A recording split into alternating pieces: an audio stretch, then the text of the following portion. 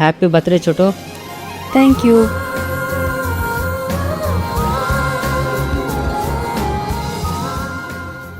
ఇన్నాళ్ళు ఏం కోల్పోయావో ఆ బాధను జరిపేశా.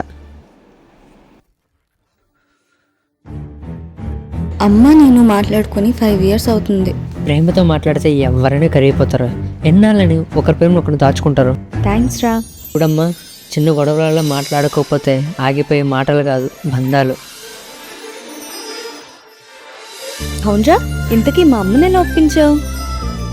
ఒప్పించడానికి ఏం లేదు, మీ మెమరీస్ గుర్తు చేశా, ఒకరినొకరు ఎంత మిస్ అవుతున్నారని.